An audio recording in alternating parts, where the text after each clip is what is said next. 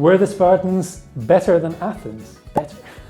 And if they were both really sort of filled with pent-up desire, that they would have more vigorous sex and that therefore their children would be more energetic and stronger. They were not the best warriors of anything, but they were briefly a little bit better than other Greeks at least. This is Sparta! So hello everyone, my name is Roel Konijnendijk. I'm an ancient historian at Lincoln College, Oxford.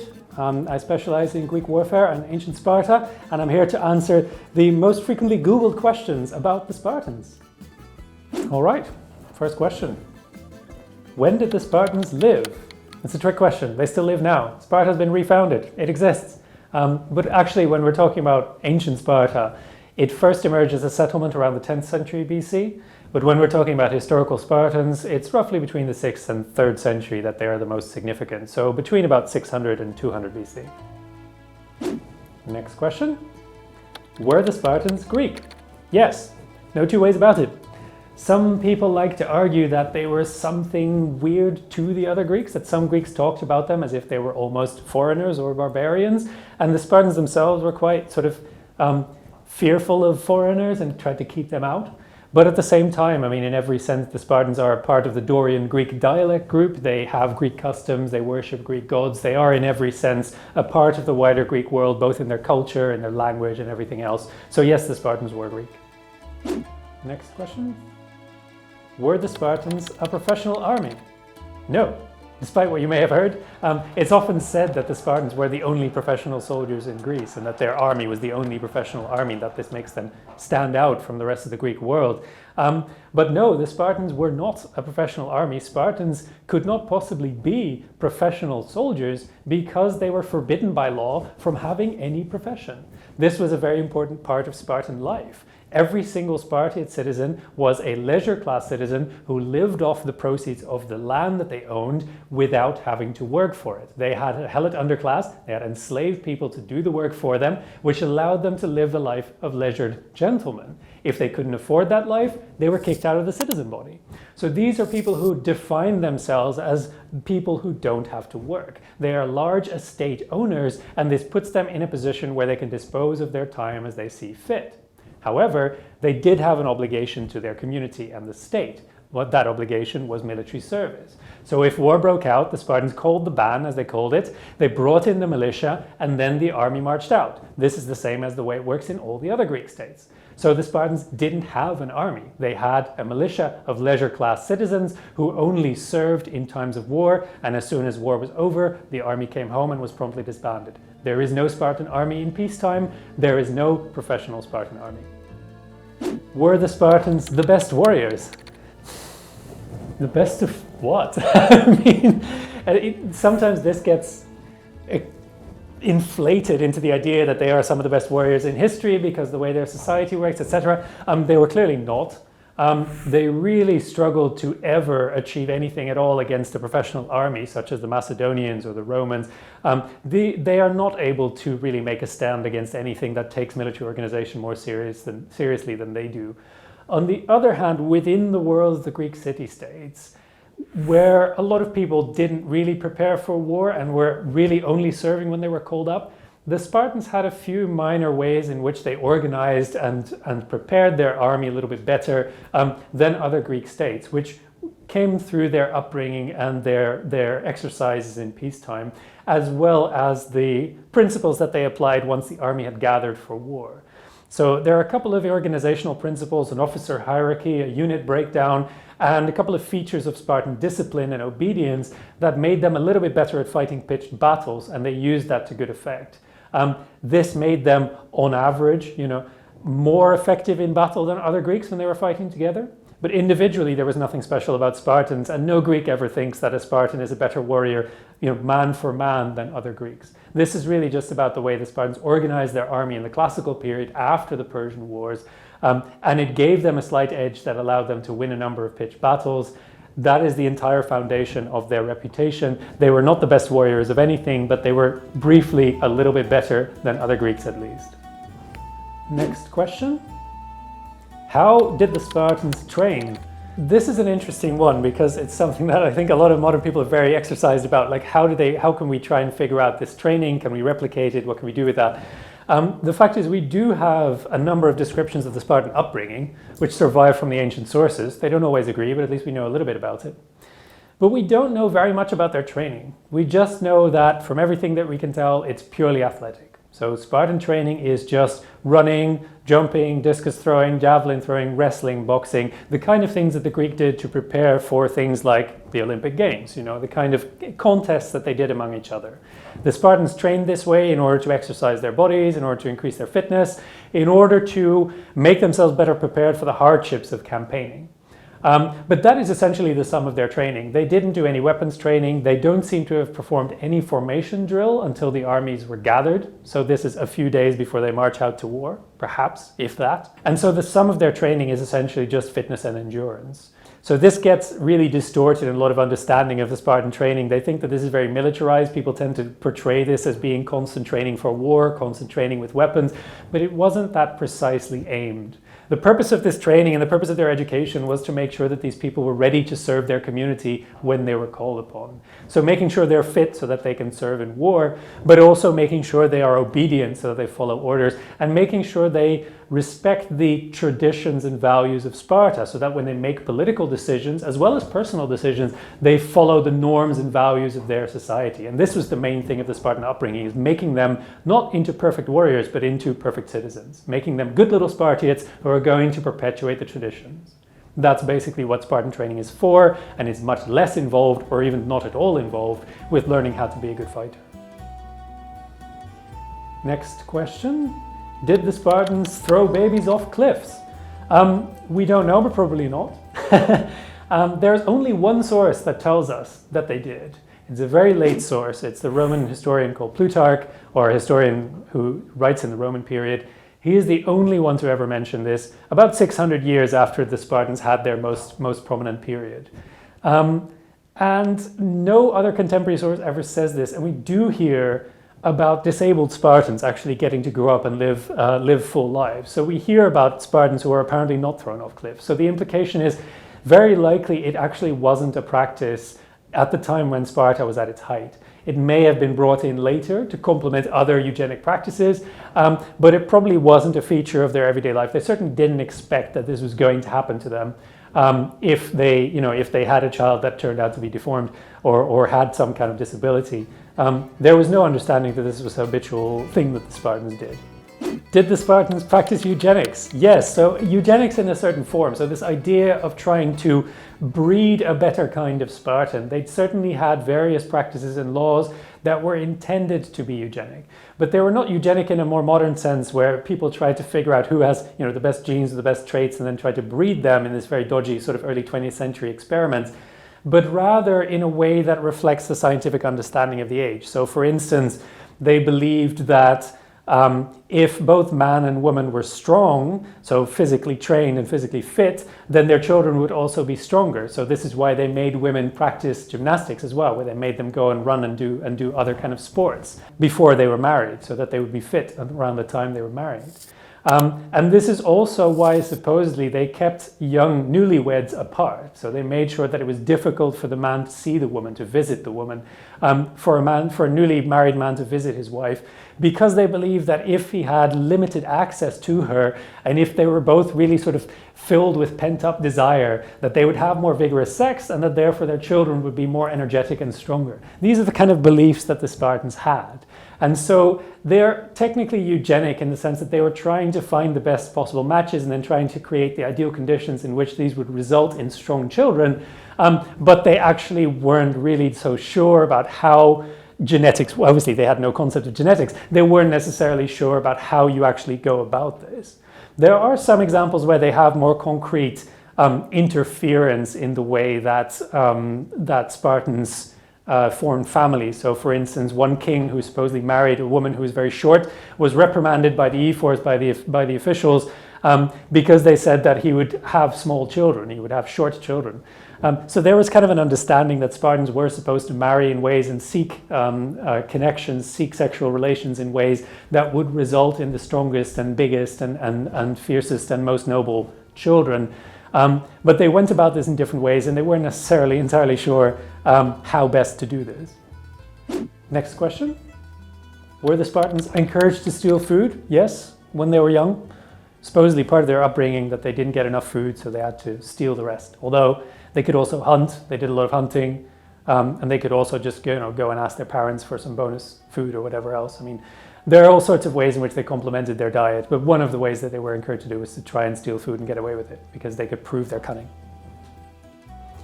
Next question. Were the Spartans vegetarian? What? No, famously not. Spartans ate a lot more meat than other Greeks. This is one of the ways in which the Spartans, despite their image of austerity, actually were living a life of quite considerable luxury. They ate pork every day. The food that they eat was black broth, which was essentially pork stewed in pork blood. So they ate meat, and they had to slaughter pigs for their meals every day, where most other Greeks would not eat meat at all because it was too expensive. You'd save those animals for the production of milk and cheese, or various other things you might get off them, like sheep for wool, and would only eat when such animals were sacrificed at religious festivals. So the Spartans ate an unusual amount of meat. And this was obviously also one of the ways in which you can bulk up, which is something the Greeks associated with an athletic lifestyle.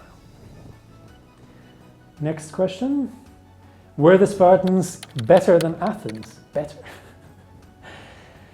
Well, this is only one of the big questions that the Greeks were asking themselves. I mean, obviously it depends on what you want out of your society. Better for whom? Better in what way? The way that the Spartans portrayed, or the way that the Athenians portrayed it, the Spartans were better at organizing their society so that it was stable. What they appreciated about Sparta was that it had very little political turmoil, the system was very constant, and that it allowed them to essentially form their citizen children into the kind of people they like to see, this kind of moral conditioning, this upbringing that turned them into perfect little Spartans. That is something that the Athenians admired about the Spartans. But on the other hand, the Athenians were the ones who produced most of the art and the rhetoric and the science that we know from ancient Greece, and in a lot of ways are this prototype of the ancient Greeks that modern people still admire. And the reason why we know so much about the ancient Greeks is because it's Athenian materials for the most part, predominantly Athenian texts and Athenian architecture and Athenian ideas that survive to the present day. If you were a woman in one of these cities, you might think that Sparta is better if you're a citizen woman because you have slightly more freedom to run your own household and you have slightly more of a legal personhood, whereas in Athens you're very much subject to the men in your life. But it depends. If you are an enslaved woman in Athens or Sparta, it might not make much difference. So there are all sorts of different ways you can approach this question, and I don't necessarily think that we want to pronounce on one being better than the others in any categorical sense. All right, next question. Did Sparta have a navy? Yes, quite a small navy, but they always did have one. They had dockyards at Githaion, south of the city. At Salamis, they had 17 ships. And later on, they briefly had a naval empire, although most of the ships were not Spartan. They were provided by their subject allies and largely funded by the Persians, but they did have a navy. Next question. Why didn't Sparta have walls?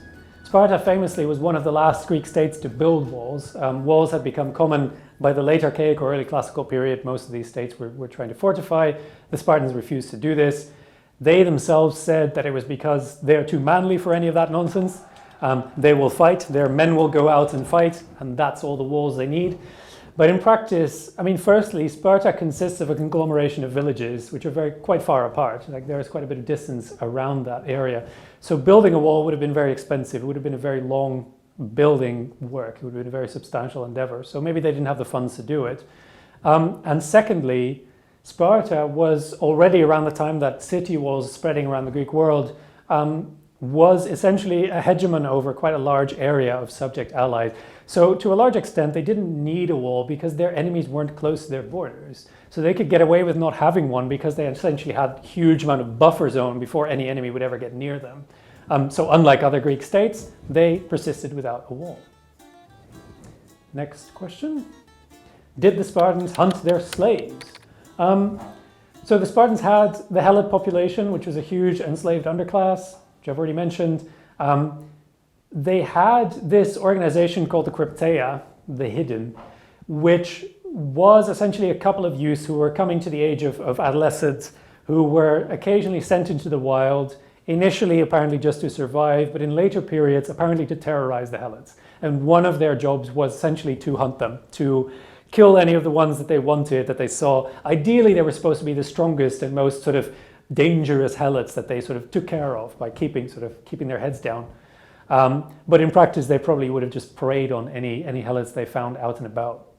So they did apparently do this, although the crypteia is very poorly understood. Different sources give different reasons for why it existed and what it did, so we don't really know very much about this. It was a very small number of Spartans in any case who got involved in this business. But yes, it was one of the ways in which the Spartans practiced state terror, essentially, terrorizing their population to keep them down. Next question. Did the Spartans get their slaves drunk? It's a very weird story that occurs in a number of different sources, actually. It says that, yes, they got helots to come into their symposia, into their mess drinking parties, got them to drink too much and then ordered them to dance around and make fools of themselves in order to show young Spartiates who were there how much of a fool it makes you, the perils of over drinking. I think a lot of modern historians don't take this very seriously because it's a little bit too neat. It's like one of those stories where you just sort of torture your slaves in order to make a point, make a moral point, which you might just as likely just show by pointing to other Spartans who were drinking too much. But of course, the Spartiates in a lot of these stories are an example of moderation. They are the ones who control themselves and who control their impulses and who practice moderation. And so they can't themselves demonstrate what it looks like when you drink too much. So they will have their slaves do it for you. That kind of story, the Spartans like to tell about themselves. Maybe others like to tell about the Spartans because it kind of fit their ideal.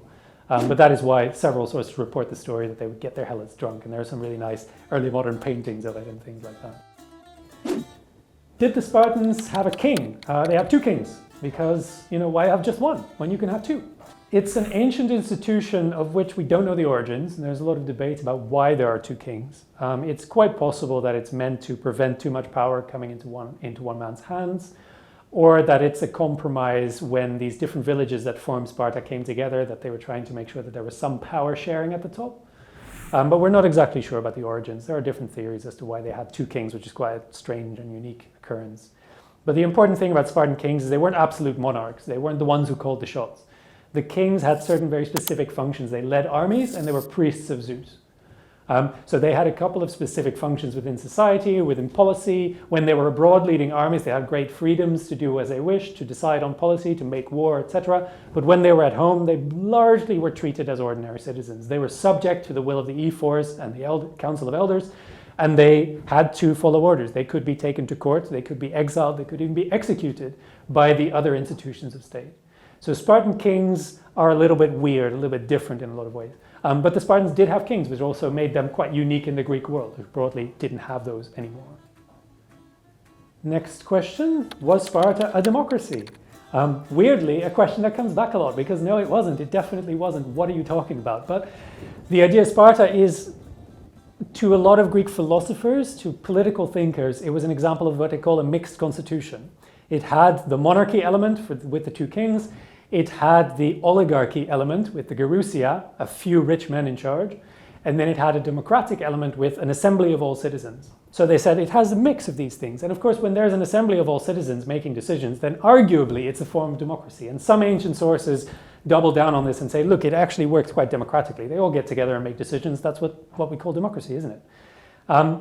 But the thing is, the fact we always have to remember about Sparta is in order to be a Spartan citizen, you had to meet a property requirement. I've already mentioned this, right? You have to meet a certain level of wealth in order to be a citizen, in order to be part of these assemblies. And so there was already a property requirement for citizenship, which means that that democratic element is still oligarchy.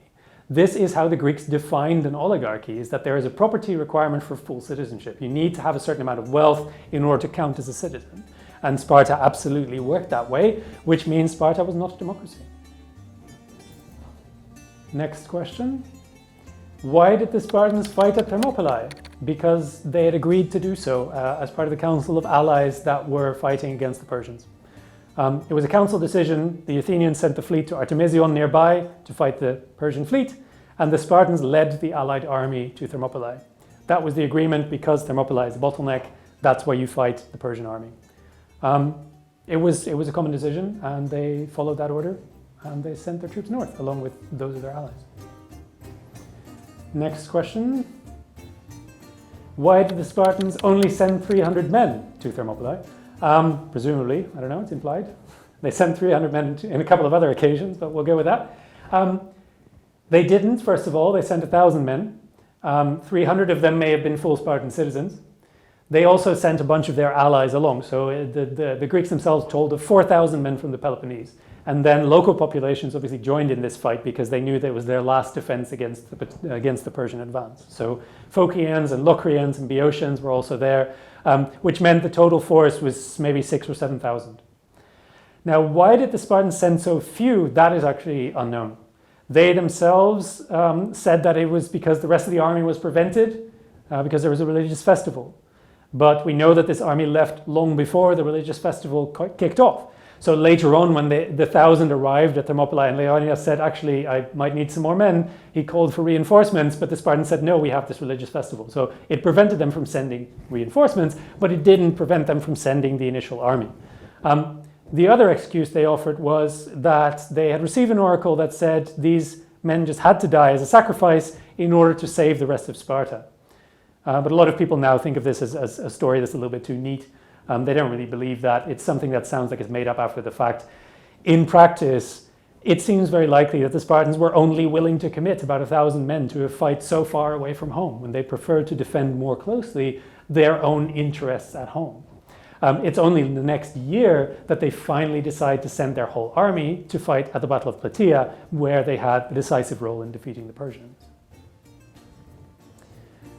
Were the Spartans betrayed at Thermopylae? Yes. Firstly, they were betrayed in the sense that either Xerxes' Greek allies or a local shepherd told the Persians about the goat path by which they could come around the pass.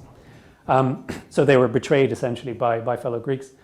And secondly, and this is a more hazy story, but Leonidas knew about the goat path, so he'd stationed some Phocians there to guard it. So they were supposed to keep the Persians from marching that way. But the Phocians didn't act. We're told by Herodotus that they just stood aside and let the Persians pass. This is hard to explain because they were on a goat path on a mountain. It would have been very defensible. So they could have easily fought the immortals. They could have stopped them possibly, but they chose not to do it. Herodotus says they were just cowed. They were just afraid. They couldn't bear to fight these Persians. But the other option, which has been recently suggested, is actually that the Phocians were in cahoots with the Persians. They had made an agreement to preserve their own part of Phocis, to keep it safe from being ravaged by the Persians when they advanced, and that in return they would let the Persians pass. So possibly the Spartans were twice betrayed at Thermopylae, but we don't know the details. Did the Spartans beat the Persians? It depends on the timescale. At Thermopylae, they were defeated, of course. They lost. Then the next year at Plataea, they won. So the big battle, the decisive battle at Plataea in 479, they defeated this vast Persian army and threw the Persians out of the mainland of Greece.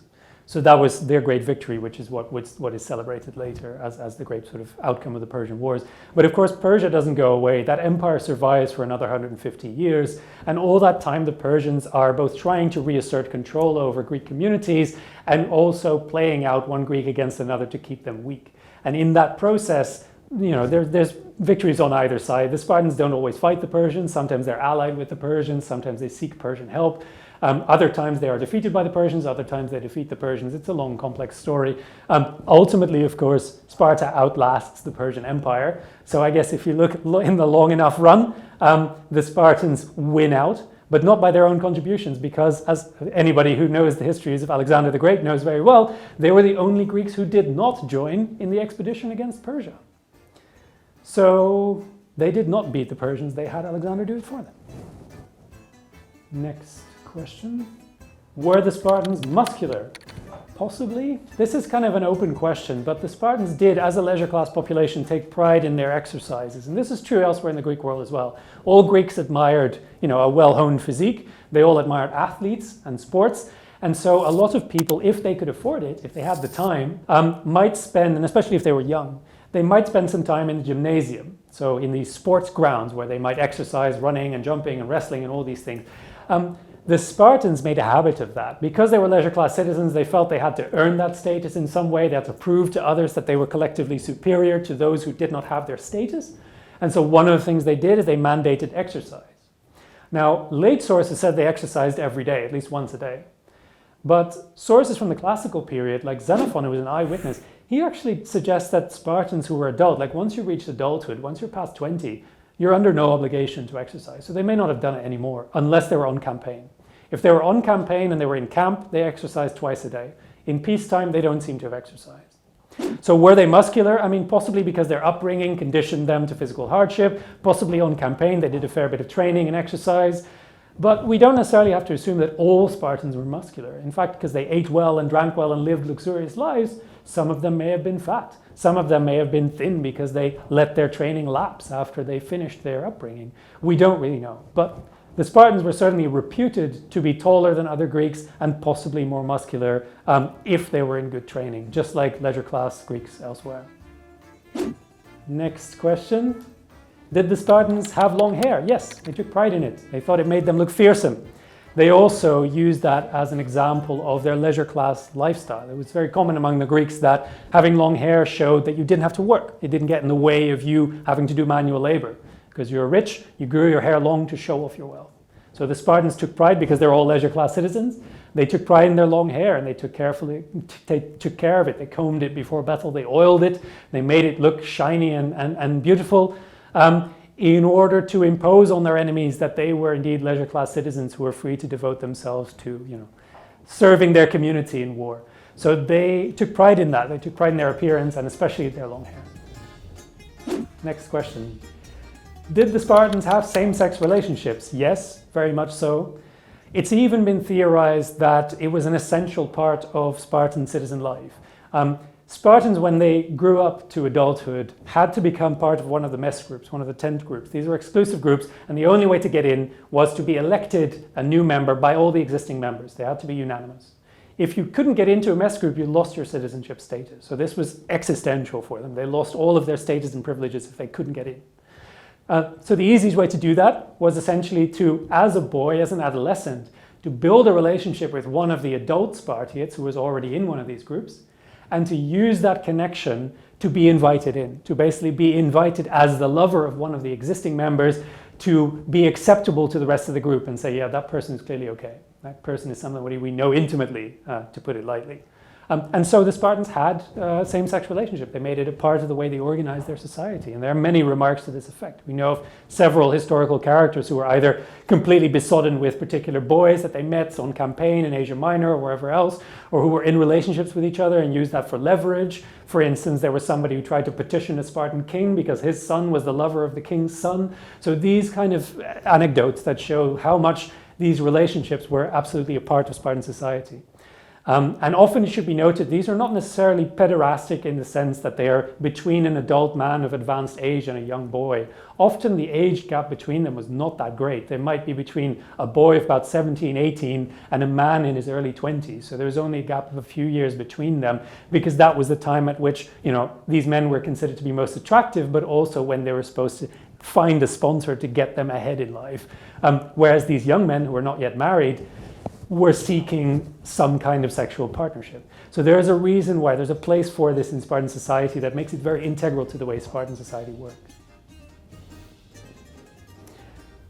Were the Spartan women equal? Now, I've already talked about this briefly. I mean, there is an understanding that Spartan women had more rights in Spartan society, citizen women at least, than they did elsewhere in the Greek world. This is clearly legally true. Spartan women could own property, which we know because Athenians thought this was a big problem. This is one of the things that the Spartans really did wrong in their society, supposedly. So Spartan women were able to amass wealth of their own and thereby to establish themselves in society as people of power, people of means. And some of them even did really stereotypical rich guy things like sponsoring chariot teams. The first Olympic victor who was a woman was a Spartan woman, a Spartan princess who funded a chariot team for the Olympic Games. So you have these prominent women who are throwing their weight around, throwing their wealth around and using it for social power, using it to get glory for the city and to influence politicians, influence Spartan citizens who are actually making the political decisions. Also, when they're younger, of course, they have the freedom to do things like sports, stuff like that. On the other hand, we mustn't necessarily believe that this makes them the equals of men. I mean, when you say equal, this is really, the answer must be no, because Spartan women still had no political rights. They weren't allowed to vote in the assembly. They weren't allowed to become members of the council. They weren't allowed to become ephors. They had no political voice. Their only power was informal, soft power, influencing men who could then influence politics. So there's no way in which Spartan women were equal to men. And similarly, all of the kind of licenses that were given to Spartan women, there is a dark side to that, which is often snowed under when people say, oh, in their upbringing they were so free, they could criticize men, they could go out and do sports and all that kind of thing.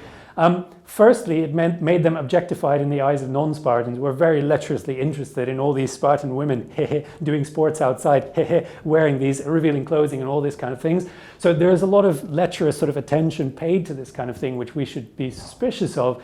But the other thing is that when it's described in our sources as something that Spartan women did, it's explicitly noted that they did this in part not just to prepare for marriage and be fit, as I've mentioned, but also to essentially put themselves on show for the men. Like they were going out to display their bodies and display their abilities so that the men watching, as Plutarch puts it, would start thinking about marriage. Now that's a really nice euphemism when you put it that way, but obviously what that means is these women, it's a meat show, right? This is a cattle show. These women are brought out in order to display themselves and put themselves at the mercy of these men because their purpose within Spartan society is A, to transfer wealth through marriage, and B, to produce Spartan sons. And those things are very similar to the role of women in other Greek societies, and they mean that a lot of these freedoms, they really have a dark side, and they also aren't nearly as comprehensive as they're sometimes described. Next question. Oh, well, that's the end of it. I think that's the last question. So thank you all for watching. I hope you enjoyed that very much. And if you enjoyed this content, please like and subscribe to History Hit for more.